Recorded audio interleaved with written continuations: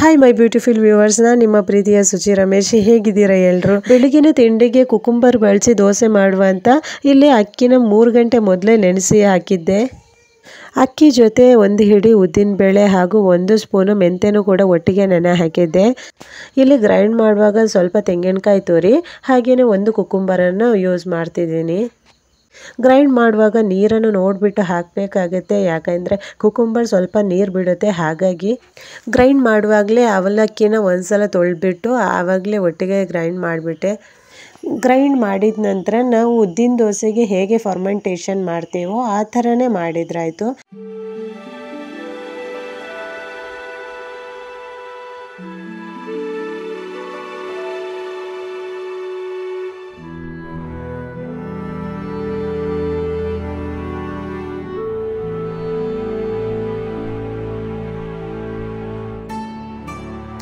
ಬೆಳಿಗ್ಗೆ ಎದ್ದ ತಕ್ಷಣ ನಾವು ಅಡುಗೆನ ಸ್ಟಾರ್ಟ್ ಮಾಡಬಾರ್ದು. ಒಂದ್ಸಲ ಎಲ್ಲ ಒರೆಸ್ಬಿಟ್ಟು ಎಲ್ಲ ಕ್ಲೀನ್ ಮಾಡಿಬಿಟ್ಟು ಅಡುಗೆನ ಸ್ಟಾರ್ಟ್ ಮಾಡಬೇಕಾಗತ್ತೆ. ಅಡುಗೆ ಮನೆ ಅಂದರೆ ಲಕ್ಷ್ಮೀ ದೇವಿಗೆ ಹೋಲಿಸ್ತಾರೆ. ಮತ್ತೊಂದು ರಾತ್ರಿ ಧೂಳು ಏನಾದರೂ ಇದ್ದರೂ ಕೂಡ ಅದೊಂದು ಕ್ಲೀನ್ ಆಗುತ್ತೆ. ಇದು ಬಂದು 1 ವಾರದ ಹಿಂದಿನ ವ್ಲಾಗ್, ಅಂದರೆ ಶನಿವಾರದ ವ್ಲಾಗ್ ಆಗಿರುತ್ತೆ. 1 ವಾರದ ಹಿಂದಿನ ವ್ಲಾಗನ್ನು ಇವತ್ತು ಯಾಕೆ ಅಪ್ಲೋಡ್ ಮಾಡ್ತಿದ್ದೀನಿ, ಯಾತಕ್ಕೋಸ್ಕರ ಇಷ್ಟು ಲೇಟ್ ಆಯಿತು ಅಂತ ನಾನು ನಿಮಗೆ ಎಂಡಲ್ಲಿ ತಿಳಿಸ್ತೀನಿ. ನಾನು ಬೆಳಗಿನ ಕಷಾಯಕ್ಕೆ ಗರಿಕೆ ಹುಲ್ಲನ್ನು, ಅಂದರೆ ನಮ್ಮ ಗಣೇಶ ದೇವರ ಗಣಪತಿಯ ಪ್ರಿಯವಾದ ಒಂದು ಗರಿಕೆ ಹುಲ್ಲನ್ನು ಯೂಸ್ ಮಾಡ್ತಾ ಇದ್ದೀನಿ. ಗರಿಕೆ ಹುಲ್ಲು ಯಾರಿಗೆ ಗೊತ್ತಿಲ್ಲ ಹೇಳಿ, ಎಲ್ಲರಿಗೂ ಗೊತ್ತಿರುತ್ತೆ. ಅಂದರೆ ಗಣಪತಿಗೆ ನಾವು ಆರಾಧಿಸ್ತೇವೆ ಈ ಗರಿಕೆ ಹುಲ್ಲನ್ನಿಟ್ಟು. ಆದರೆ ನಾವು ಅದೊಂದು ಆರೋಗ್ಯವರ್ಧಕ, ನಮ್ಮ ಆರೋಗ್ಯಕ್ಕೆ ಇದೊಂದು ಎಷ್ಟು ಸೂಕ್ತವಾದ ಒಂದು ಮೆಡಿಸಿನ್ ಅಂತ ಯಾರಿಗೂ ಕೂಡ ಗೊತ್ತಿಲ್ಲ. ನಾನು ಗರಿಕೆ ಹುಲ್ಲನ್ನು ಹಿಂದಿನ ದಿವಸನೇ ಕಿತ್ತು ಕ್ಲೀನ್ ಮಾಡಿ ಇಟ್ಕೊಂಡಿದ್ದೆ. ಬೆಳಿಗ್ಗೆ ಎದ್ಬಿಟ್ಟು ಅದಕ್ಕೆ ಸ್ವಲ್ಪ ಅರಿಶಿನ, ಸ್ವಲ್ಪ ಉಪ್ಪನ್ನು ಹಾಕಿ ನೀರು ಹಾಕಿ ಚೆನ್ನಾಗಿ ತೊಳೆದ್ಬಿಟ್ರೆ ಕ್ಲೀನ್ ಆಗಿ ಬಿಡುತ್ತೆ ಗರಿಕೆ ಹುಲ್ಲು.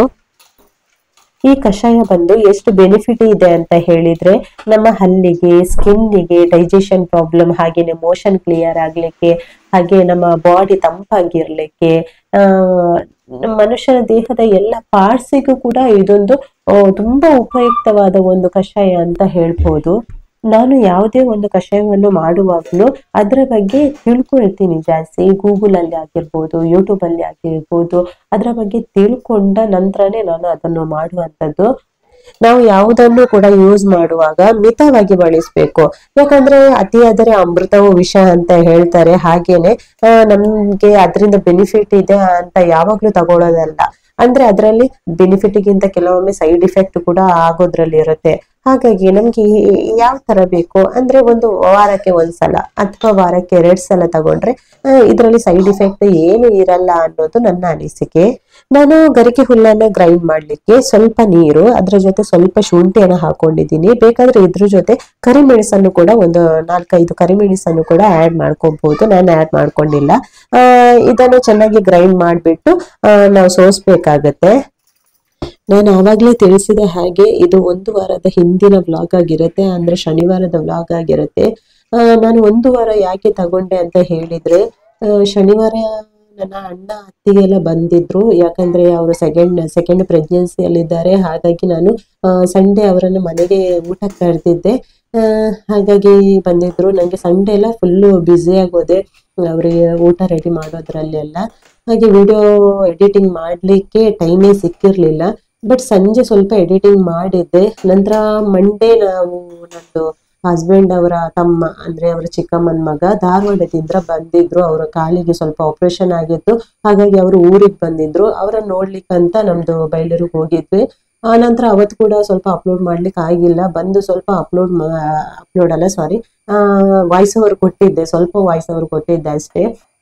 ಆವಾಗ ಇವರ ತಂಗಿಯಿಂದ ಕಾಲ್ ಬಂತು, ಅಣ್ಣ ಹೀಗಾಗ್ಬಿಟ್ಟಿದೆ, ಅಂದ್ರೆ ಅವರ ಹಸ್ಬೆಂಡ್ಗೆ ಸ್ವಲ್ಪ ಹಾರ್ಟ್ ಇದ್ದು, ಮುಂಚೆನೂ ಸ್ವಲ್ಪ ಹಾರ್ಟ್ ಪ್ರಾಬ್ಲಮ್ ಇತ್ತು, ಸ್ವಲ್ಪ ಏರ್ ಇದೆ ಅಣ್ಣ ಅಂತ ಫೋನ್ ಮಾಡಿದ್ರು.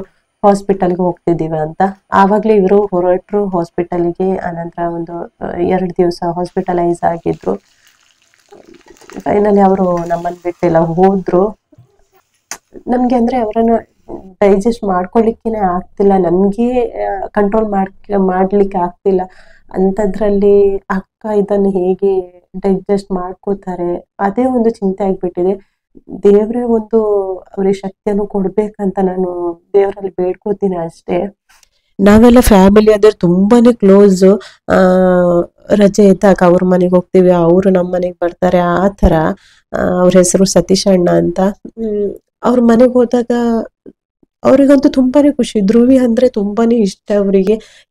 ಯಾವಾಗ್ಲೂ ಧ್ರುವಿಗೆ ಫೋನ್ ಮಾಡ್ಬಿಟ್ಟು ಗಂಟೆಗಟ್ಲೆ ಮಾತಾಡ್ತಾರೆ. ಇತ್ತೀಚೆಗಂತೂ ತುಂಬಾನೇ ಮಾತಾಡ್ತಿದ್ರು ಧ್ರುವಿ ಜೊತೆ. ಬಣಲೆಯಲ್ಲಿ ಬಜಿಲ್ ಉಂಟು, ಸಜ್ಜಿಗೆ ಉಂಟು ಅಂತ ಹೇಳೋರು. ಧ್ರುವಿಗಂತೂ ಅವ್ರಂದ್ರೆ ತುಂಬಾ ಇಷ್ಟ. ಸತೀಶ್ ಮಾಮ ಅಂದ್ಕೊಂಡು ಫೋನ್ ಮಾಡುವಾಗ್ಲಂತೂ ಎಂತ ಸಜ್ಜಿಗೆ ಮಾಮ ಅಂತಾನೆ ಕರೀತಾ ಇದ್ಲು ಅವ್ರನ್ನ. ಅಂದ್ರೆ ಅವರು ಯಾವಾಗ್ಲೂ ಆತರ ಹೇಳಲು, ಧ್ರುವಿ ಬಣಲೆಯಲ್ಲಿ ಸಜ್ಜಿಗೆ ಉಂಟು ಅಂತ, ಅದಕ್ಕೆ ಸಜ್ಜಿಗೆ ಮಾಮ ಅಂತಾನೆ ಕರೀತಾ ಇರ್ಲು. ತುಂಬಾನೇ ಆಕ್ಟಿವ್ ಅವರು. ಆದ್ರೂ ಕೂಡ ನಮ್ಮನ್ ಬಿಟ್ಟು ಅವರು ಹೊರಟೋದ್ರು. ವಿ ಮಿಸ್ ಯು ಅಣ್ಣ, ತುಂಬಾನೇ ಮಿಸ್ ಮಾಡ್ಕೋತೀವಿ ನಿಮ್ಮನ್ನ. ಧ್ರುವಿ ಅಂತೂ ಅವಳಿಗೆ ಗೊತ್ತೇ ಇಲ್ಲ, ಅವಳು ಇವಾಗ್ಲೂ ಕೇಳ್ತಿದ್ದಾಳೆ ಸತೀಶ್ ಮಾಮ ಹೇಗಿದ್ದಾರೆ ಅಂತ. ಅವಳಿಗೆ ಈ ವಿಷಯನೂ ಗೊತ್ತಿಲ್ಲ. ವಿ ಮಿಸ್ ಯು ಅಣ್ಣ. ನಂಗೆ ವಾಯ್ಸ್ ಕೊಡ್ಲಿಕ್ಕೂ ಕೂಡ ತುಂಬಾನೇ ಬೇಜಾರಾಗ್ತಿದೆ. ಆದ್ರೂ ಕೂಡ ವಿಡಿಯೋ ಮಾಡೋದ್ರಿಂದ ಆದ್ರೂ ಅದನ್ನೆಲ್ಲ ಸ್ವಲ್ಪ ಮರಿಬಹುದು ಅಂತ ನಾನು ರೀಸ್ಟಾರ್ಟ್ ಮಾಡ್ತಿದ್ದೀನಿ. ನನ್ನ ಕಾಂಟ್ಯಾಕ್ಟ್ ಥ್ರೂ ಅಲ್ಲಿ ತುಂಬಾ ಜನ ಮೆಸೇಜ್ ಮಾಡಿ ಕೇಳ್ತಿದ್ದಾರೆ, ಯಾಕಕ್ಕ ವ್ಲಾಗ್ ಆಗ್ತಿಲ್ಲ, ಏನಾಯ್ತು ಅಂತ, ಯಾಕೆ ಟೈಮ್ ತಗೋತಿದ್ದೀರಾ, ಏನಾದರೂ ಪ್ರಾಬ್ಲಮ್ ಆಯ್ತಾ ಅಂತ ತಿಳಿಸಿದ್ದೆ ಅವರಿಗೆ. ಪರವಾಗಿಲ್ಲ ಅಕ್ಕ, ನೀವು ಟೈಮ್ ತಗೊಳ್ಳಿ, ಆದಷ್ಟು ಬೇಗ ವ್ಲಾಗ್ ಹಾಕಿ ಅಂತಾನು ಕೂಡ ಹೇಳ್ತಿದ್ದೀರಾ. ನಿಮ್ಮ ಪ್ರೀತಿ ವಿಶ್ವಾಸಕ್ಕೆ, ನೀವು ವೆಯ್ಟ್ ಮಾಡಿದ್ದಕ್ಕೆ ತುಂಬಾನೇ ಥ್ಯಾಂಕ್ಸ್ ಅಂತ ಹೇಳ್ತಿದ್ದೀನಿ. ಇಲ್ಲಿ ಹಸ್ಬೆಂಡ್ ಮಜ್ಜಿಗೆ ಸೊಪ್ಪನ್ನ ತಗೊಂಡ್ ಬರ್ತಿದ್ದಾರೆ. ಮಜ್ಜಿಗೆ ಸೊಪ್ಪು ಅಂದ್ರೆ ನಮ್ಮ ಮನೆ ಕಂಪೌಂಡಿಗೆ ಆ ಮಜ್ಜಿಗೆ ಸೊಪ್ಪೇ ಕಂಪೌಂಡ್ ಆಗ್ಬಿಟ್ಟಿದೆ, ಅಷ್ಟೊಂದಿದೆ ಮಜ್ಜಿಗೆ ಸೊಪ್ಪು. ಅಂದ್ರೆ ಅವ್ರಿಗೆ ಒಂಥರ ಉರಿಶೀತ ಆದಂಗೆ ಆಗಿತ್ತು, ಅದಕ್ಕೋಸ್ಕರ ಅವರು ಅದನ್ನ ತಗೊಂಡ್ ಬಂದ್ರು. ಇಲ್ಲಿ ಕಷಾಯ ಮಾಡ್ತಿದ್ದಾರೆ.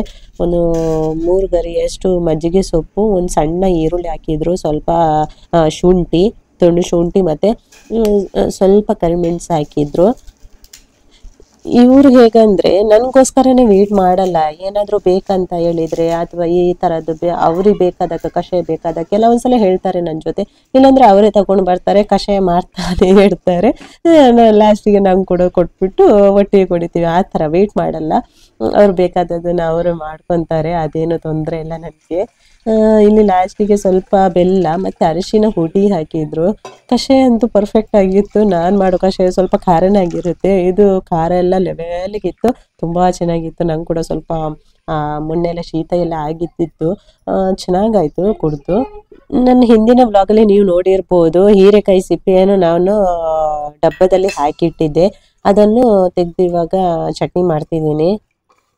ಈ ನಾರಿನಂಶ ಬರುವ ತರಕಾರಿ ಎಲ್ಲ ತುಂಬಾನೇ ಹೆಲ್ತಿಗೆ ಒಳ್ಳೇದು. ಈ ಸಿಪ್ಪೆನ ಚೆನ್ನಾಗಿ ತೊಳೆದ ನಂತರ ಸ್ವಲ್ಪ ನೀರು ಹಾಕಿ ಚೆನ್ನಾಗಿ ಬೇಯಿಸ್ಬೇಕಾಗುತ್ತೆ. ಉಪ್ಪೆಲ್ಲ ಏನೋ ಹಾಕೋ ಅವಶ್ಯಕತೆ ಏನಿಲ್ಲ, ಪ್ಲೇನ್ ಆಗಿ ನೀರಲ್ಲೇ ಬೆಂದ್ರೆ ಸಾಕಾಗುತ್ತೆ.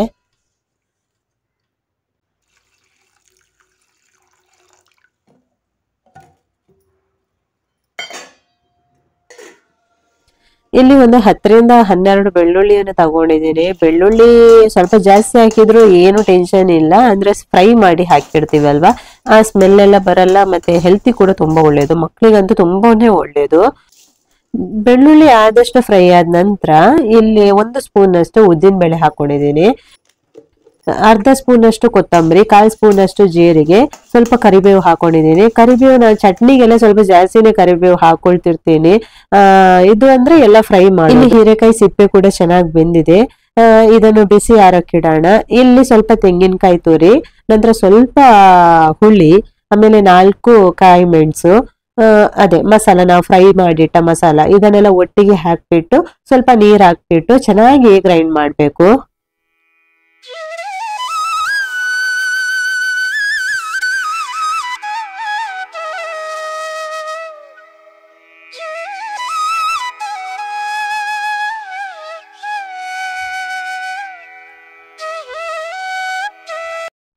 ಇಲ್ಲಿ ನನ್ನ ಹಸ್ಬೆಂಡ್ ಅವರ ಅತ್ತೆ ಮಗ ಹಲಸಿನ ಹಣ್ಣು ತಗೊಂಡ್ ಬಂದಿದ್ರು. ನನ್ಗೆ ಹಲಸಿನ ಹಣ್ಣು ಇದ್ದಿರ್ಲಿಲ್ಲ, ಅದಕ್ಕೋಸ್ಕರ ಅವರು ಮಕ್ಳಿಗೆ ಇಷ್ಟ ಅಂತ ತಗೊಂಡ್ ಬಂದಿದ್ರು.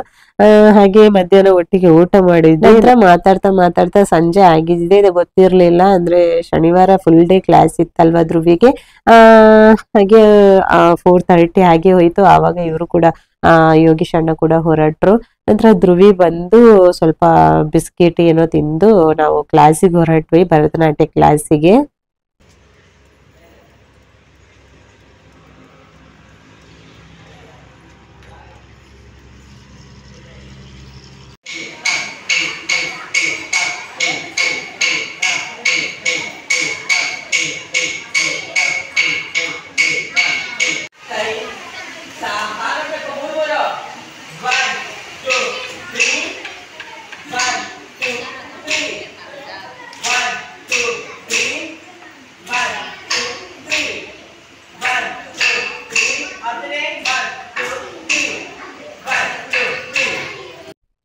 ನಿಮಗೆ ಗೊತ್ತಿರೋ ಹಾಗೇನೆ ನಾನು ಸಂಡೇ ಮಕ್ಕಳಿಗೆ ಮದ್ದು ಕೊಡ್ತೀನಲ್ವಾ, ಅಲ್ಲಿ ನಾವು ಅಂದ್ರೆ ಭರತನಾಟ್ಯ ಕ್ಲಾಸ್ ಆಗುವಲ್ಲೇ ಬದಿಯಲ್ಲೇ ಹಾಲಿನ ಬದಿಯಲ್ಲೇ ಈ ತುಂಬೆ ಸೊಪ್ಪಿನ ಗಿಡ ಇತ್ತು, ತುಂಬಾ ಚೆನ್ನಾಗಿತ್ತು. ಹಾಗಾಗಿ ನಾನು ಕಿತ್ಕೊಂಡು ಬಂದೆ. ನೆಕ್ಸ್ಟ್ ಡೇ ಸಂಡೇ ಅಲ್ವಾ, ಅದಕ್ಕೋಸ್ಕರ ಮಕ್ಕಳಿಗೆ ಮದ್ದು ಕೊಡೋಣ ಅಂತ. ಇದು ಕಫಕ್ಕೆ ತುಂಬಾ ಒಳ್ಳೇದು. ನಾನು ಇದನ್ನ ನಿಮ್ಗೆ ನೆಕ್ಸ್ಟ್ ವ್ಲಾಗ್ ಅಲ್ಲಿ ನಿಮ್ಗೆ ಅಪ್ಲೋಡ್ ಮಾಡ್ತೀನಿ, ನೆಕ್ಸ್ಟ್ ವ್ಲಾಗ್ ಅಲ್ಲಿ ನೀವು ನೋಡ್ಬೋದು. ನಂತರ ಇಲ್ಲಿ ಹಸ್ಬೆಂಡ್ ಮಾವಿನಕಾಯಿ ತಂದಿದ್ರು, ಮಲ್ಲಿಕ ಸ್ಪೆಷಲ್. ಇವಾಗ ಮಾವಿನಕಾಯಿ ಸೀಸನ್ ಅಲ್ವಾ, ಹಾಗಾಗಿ ತಂದಿದ್ರು. ಊಟ ಮಾವಿನಕಾಯಿ ಎಲ್ಲ ತಿಂದಾದ್ಮೇಲೆ ಅಣ್ಣ ಅತ್ತಿಗೆ ಬರೋರಿದ್ರು, ಅವರಿಗೋಸ್ಕರ ವೇಟ್ ಮಾಡ್ತಾ ಇದ್ವಿ. ಅಂದ್ರೆ ಅವರು ಬರುವಾಗ ಲೇಟ್ ಆಗುತ್ತೆ ಅಂತ ಹೇಳಿದ್ರು ಮೊದ್ಲೇ. 10:30 ಮೇಲೆ ಆಗಿತ್ತು ಅವ್ರು ಬರುವಾಗ ನೈಟ್. ಹಾಗಾಗಿ ವೇಟ್ ಮಾಡ್ತಾ ಇದ್ವಿ. ನಂತರ ಅಂದ್ರೆ ನಾನು ಸಂಡೇಗೆ ಅವರನ್ನು ಊಟಕ್ಕೆ ಕರೆದಿದ್ದೆ, ಯಾಕಂದ್ರೆ ಅವರು 7 ಮಂತ್ ಪ್ರೆಗ್ನೆನ್ಸಿಯಲ್ಲಿದ್ದಾರೆ, ಅದಕ್ಕೋಸ್ಕರ. ನಂತರ ಲೇಟ್ ಆಯ್ತು ಬರುವಾಗ. ಅವರು ಮಕ್ಳಿಗಂತೂ ತುಂಬಾನೇ ಖುಷಿ, ಯಾವಾಗ ಬರ್ತಾರೆ ಅಂತ ಕಾಯ್ತಾನೆ ಇದ್ರು.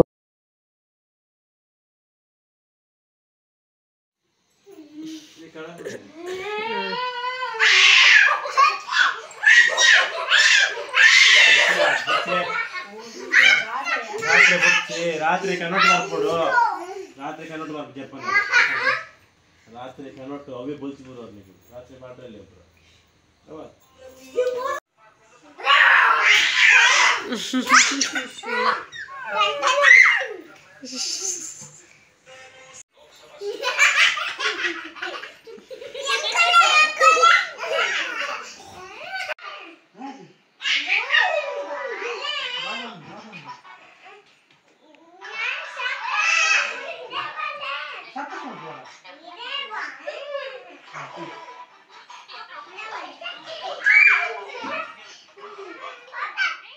ಮಕ್ಕಳು ಈ ಬಾಳೆಹಣ್ಣು, ಮಾವಿನ ಹಣ್ಣು ಏನಾದ್ರೂ ತಿಂದ್ರೆ, ಫ್ರೂಟ್ಸ್ ಏನಾದ್ರೂ ತಿಂದ್ರೆ, ನಾನು ನೈಟ್ ಹೊತ್ತಲ್ಲಿ ಲಾಸ್ಟ್ ಮಲ್ಕೊಳ್ಳುವ ಹೊತ್ತಲ್ಲಿ ನಾನು ಈ ತಾಲಿ ಸಾದಿ ಚೂರ್ಣ ಮತ್ತೆ ಸೀತಾಫಲಾದಿ ಚೂರ್ಣ ಮೆಡಿಕಲ್ ಶಾಪ್ ಅಲ್ಲಿ ಸಿಗುತ್ತೆ, ಇದನ್ನು ಸ್ವಲ್ಪ ಅರ್ಧ ಸ್ಪೂನ್, ಇದು ಅರ್ಧ ಸ್ಪೂನ್ ಆ ತರ ಹಾಕ್ಬಿಟ್ಟು ಜೇನುತುಪ್ಪ ಹಾಕಿ ಸ್ವಲ್ಪ ಬೆರಳಲ್ಲಿ ಸ್ವಲ್ಪ ನಾಲಿಗೆಗೆ ಟಚ್ ಮಾಡುವಷ್ಟು, ತುಂಬಾ ಕೊಡ್ಬಾರ್ದು, ಇದನ್ನು ಸ್ವಲ್ಪ ಕೊಟ್ರೆ ಸಾಕಾಗ್ಬಿಡುತ್ತೆ. ಇದನ್ನು ಕೊಡ್ತೀನಿ. ಅಂದ್ರೆ ರೀಸನ್ ಯಾಕಂದ್ರೆ ನನಗೆ ನನ್ನ ಮಗನಿಗೆ ವೀಸಿಂಗ್ ಪ್ರಾಬ್ಲಮ್ ಇದೆ. ತುಂಬಾನೇ ಆಯುರ್ವೇದಿಕ್ ಮೆಡಿಸಿನ್ ಎಲ್ಲ ಮಾಡಿದ್ವಿ. ಆ ನಂತರ ನಾನು ರೀಸೆಂಟ್ ಅಲ್ಲ, ನಾನು ಮನೆಯಲ್ಲಿ ಕಷಾಯ ಅದು ಇದು ಮಾಡ್ಕೊಂಡು ತುಂಬಾ ಕಷ್ಟಪಟ್ಬಿಟ್ವಿ. ಮನೆಯಲ್ಲೇ ಆದಷ್ಟು ಈ ತರ ಏನಾದ್ರು ಕಷಾಯ ಮಾಡಿ ಕೊಟ್ಟು ಇವಾಗ ರೀಸೆಂಟ್ ಆಗಿ ಅವನಿಗೆ ತುಂಬಾ ಕಡಿಮೆ ಆಗಿದೆ ವೀಸಿಂಗ್ ಪ್ರಾಬ್ಲಮ್ ಎಲ್ಲ. ಅದಕ್ಕಾಗಿ ಅವನಿಗೆ ನಾವೇನು ಫ್ರೂಟ್ಸ್ ಕೊಟ್ಟರು ಕೂಡ ಇದನ್ನು ತಪ್ಸೋಲ್ಲ. ಅದಕ್ಕೆ ನಾನು ಈ ಕಷಾಯ ಎಲ್ಲ ಮಾಡ್ತಾನೆ ಇರ್ತೀನಿ ಜಾಸ್ತಿಯಾಗಿ. ಮಕ್ಕಳಿಗೆ ಮಾತ್ರ ಇದಂದ್ರೆ ತುಂಬಾ ಇಷ್ಟ. ಅದಂದ್ರೆ ಸ್ವಲ್ಪ ಸ್ವೀಟ್, ಖಾರ ಆ ತರ ಇರುತ್ತಲ್ವಾ, ಅದಕ್ಕೋಸ್ಕರ. ಆದ್ರೂ ಕೂಡ ಕೊಡುವಷ್ಟೇ ಕೊಡ್ಬೇಕಲ್ವಾ. ಹಾಗೆ ಸ್ವಲ್ಪ ನಕ್ಕಿಸ್ಬಿಟ್ಟು ನಂತರ ಬಿಸಿ ನೀರು ಕೊಡ್ಬೇಕು, ಒಂದು ಅರ್ಧ ಗ್ಲಾಸ್ನಷ್ಟು ಇಲ್ಲಾಂದ್ರೆ 1/4 ಗ್ಲಾಸ್ನಷ್ಟು ಬಿಸಿ ನೀರು ಕೊಟ್ರೆ ಕಫ ಇದ್ದದ್ದು ಕೂಡ ಚೆನ್ನಾಗಿ ಕರಗುತ್ತೆ. ಅದಕ್ಕೋಸ್ಕರ 3 ಮಕ್ಳಿಗೆ ಕೂಡ ಕೊಟ್ವಿ. ಅಣ್ಣನ ಮಕ್ಳು ಇದ್ಲು, ನನ್ನ ಸೊಸೆ, ಅವಳಿಗೆ ಕೂಡ ಕೊಟ್ಟು ನಂತರ ಎಂಜಾಯ್ ಮಾಡಿದ್ವಿ ಮಕ್ಳ ಜೊತೆ ಎಲ್ಲ ಮಾತಾಡ್ತಾ. ನಂತರ ಮಲ್ಕೊಂಡ್ವಿ. ಇದಾಗಿತ್ತು ಶನಿವಾರದ ವ್ಲಾಗ್. ಸಿಗ್ತೀನಿ ನೆಕ್ಸ್ಟ್ ವ್ಲಾಗ್ ಅಲ್ಲಿ. Thank you for watching.